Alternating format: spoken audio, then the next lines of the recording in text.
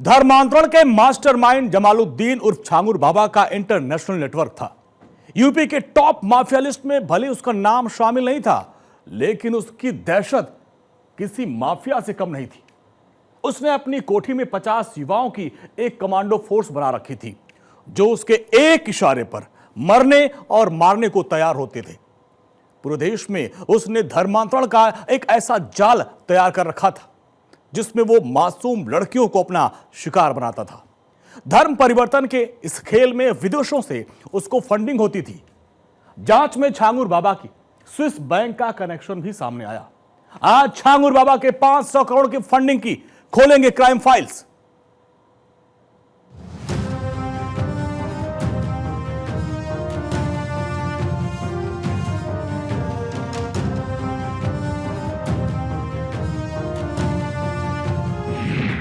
धर्मांतरण के सरगना जमालुद्दीन उर्फ छांगुर बाबा को 500 करोड़ की फंडिंग।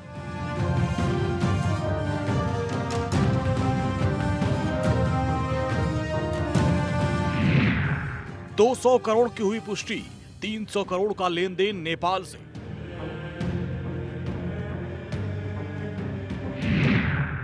फंडिंग के लिए काठमांडू समेत नेपाल के सीमावर्ती जिलों में खुले 100 से अधिक बैंक खाते।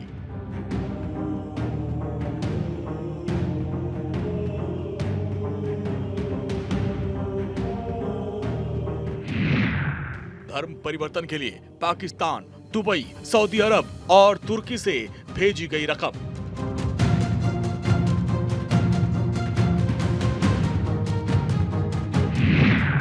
एजेंट 4 से 5% कमीशन लेकर छांगुर तक पहुंचाते थे रकम।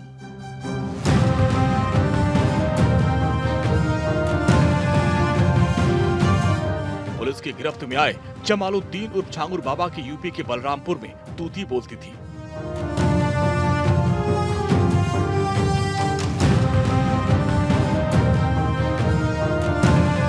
लेकिन सीएम योगी के राज में छांगुर की क्राइम कुंडली खुल गई और उसके धर्मांतरण के अड्डे को बुलडोजर से जमींदोज किया गया।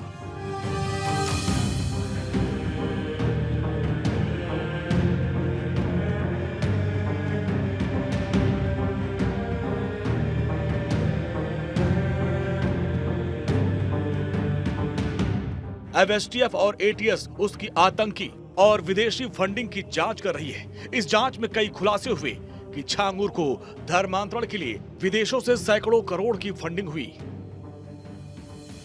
धर्मांतरण के लिए एक रेट कार्ड थे जो इनके एजेंट्स को धन दिया जाता था, काफी बड़े अमाउंट में था। जो फॉरेन फंडिंग हुई वो लगभग 40 अकाउंट्स में आई।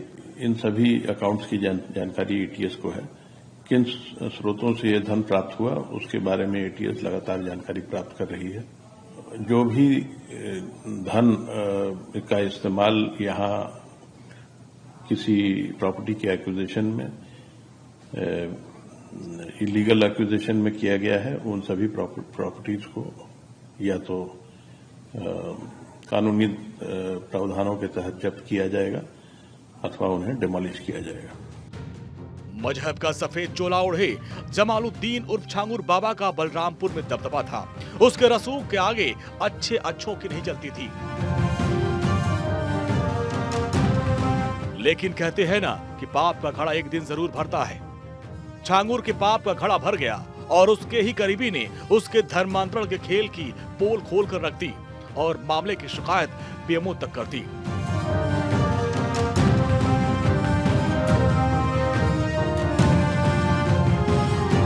जिसके बाद छांगुर पर ताबड़तोड़ एक्शन शुरू हो गया। छांगुर का स्थानीय स्तर पर था दबदबा।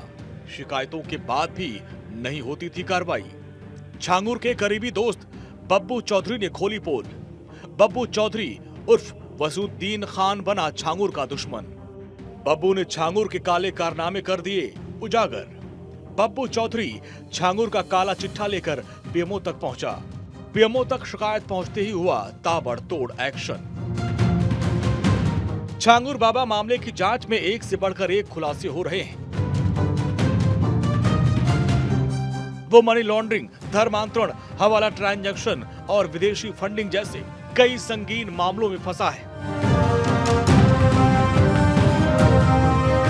उसकी अवैध फंडिंग के जांच में अब ईडी की एंट्री हो चुकी है और साथ ही इस जांच में इस बात का भी खुलासा हुआ कि छांगुर की करीबी नसरीन का स्विस बैंक से कनेक्शन भी सामने आया। चलिए अब आपको बताते हैं कि छांगुर बाबा की जांच में अब तक क्या क्या बड़े खुलासे हुए।